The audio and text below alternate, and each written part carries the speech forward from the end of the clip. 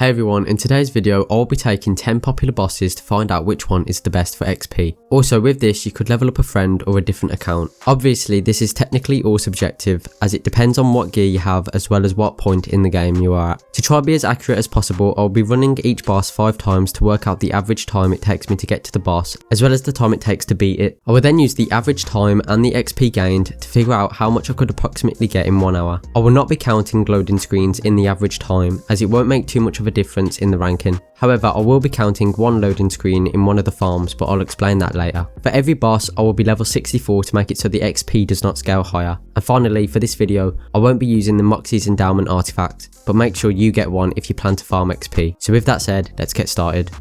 Number 10 is Tinder Snowflake, who is a part of the Christmas Headhunter pack. This boss is extremely easy to defeat for pretty much any build, but what makes it a bad XP method for late game is the fact it takes over a minute to even get to the boss. On average, it took me around 1 minute and 58 seconds to get to the boss and defeat him, and so I could approximately do this farm 30 times in an hour. At level 64, Tinder Snowflake gives 20,937 XP per run, which is a nice chunk of XP, but due to the fact it takes a while to get here, it unfortunately makes this run the worst out of the 10 on the list, and so I expect to get an estimated 628,110 XP per hour.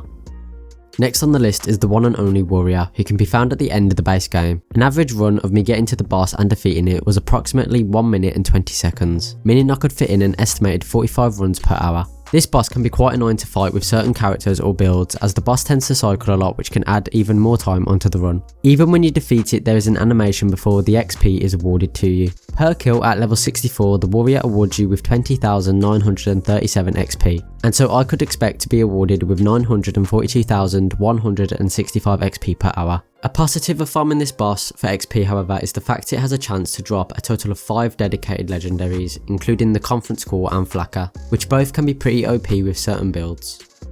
Number 8 is Old Slappy, which is a Thresher boss that can be unlocked by completing the side quest, Slap Happy, which is given by Sir Hammerlock. This boss is located in the Highlands Outwash and is best farmed by coming through the Highlands entrance located here on the map. On average, a run took me 31 seconds, which is much faster than the Warrior. The only thing that slows this boss down is the fact that he does a small animation before the fight begins, but it's not actually too long. At level 64, Old Slappy awarded me with 9,812 XP per kill, which is much less than the previous 2 bosses. However, because this run can be completed much quicker, it makes up for it. Farming Old Slappy for an hour, I could expect an estimated 1,138,192 XP per hour, and for those interested, he has an increased chance to drop the legendary shotgun called the Striker.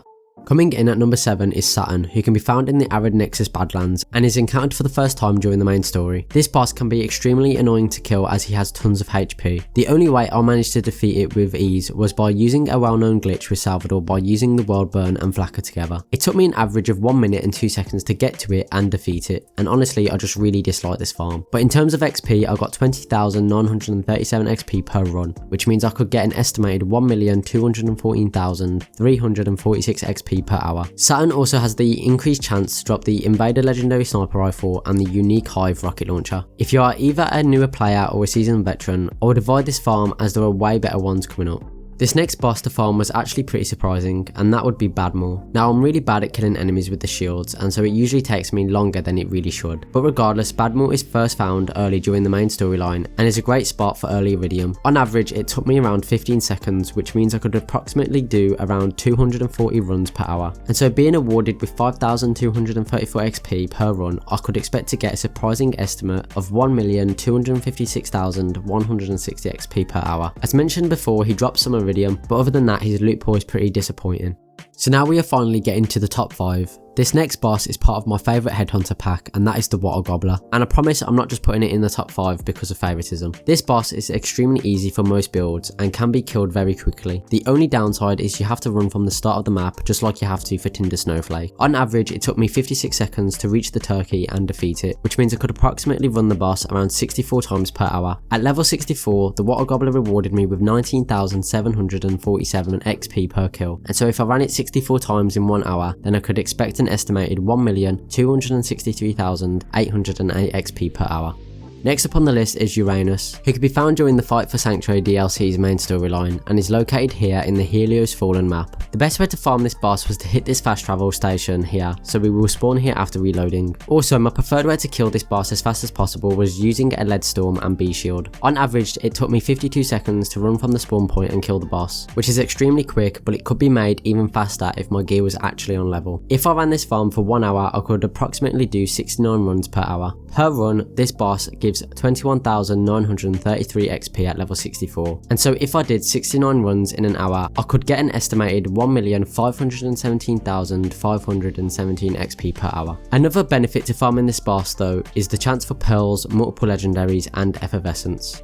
Entering the top 3 now, we have the Ancient Dragons raid bosses from the Tiny Tina DLC. This boss is ideal for those who have a lot of experience on the game and can defeat them in a quick time. Obviously, if you haven't got the experience with them, then the only way you will get the experience is by getting together a good build and giving it a couple of tries. To even be able to fight them, you will need to complete the entirety of the DLC, and then complete the side quest, Raiders of the Last Boss, which can be acquired in Flame Rock Refuge from Mr. Torg. On average, it took me 2 minutes and 56 seconds to run to the boss arena and defeat them, which is pretty long. However, there are 4 enemies that you need to defeat and each one rewards you with 21,855 XP, which totals to 87,420 XP per run. Because it takes me 2 minutes and 56 seconds, on average, that would mean I could approximately fit in 20 runs in 1 hour. Now adding the XP into the mix, I could expect an estimated 1,748,400 XP per hour. For those wondering, this boss has a 4% chance of world drops, as well as a 33% chance to drop either the Blockade, Stinger, and Omen Seraph items. So number 2 is probably the farm most people would expect to be at number 1, and that is Zaford. To get this boss available, you first need to complete the Clan War quest line and then side with the Hodunks at the end of it. Now this is the only boss that I am going to include the loading screen, because if you enter from the dust to the Lynchwood map, then you will always be at the boss already. So a run on average with the loading screen included is only 8 seconds, and so with that in mind, I could approximately fit in around 450 runs per hour. Per run at level 64, I was awarded with 5,234 XP. And so in an hour, I could get an estimated 2,355,300 XP per hour, which is insane. Also, for those who don't know, Zaford has the chance to drop the legendary Maggie revolver as well as the chance of world drops. Honestly, I would say that Zaford is probably the best boss to farm XP for if you are on a really good PC that loads the game in 2 or 3 seconds, because then each run will be way quicker.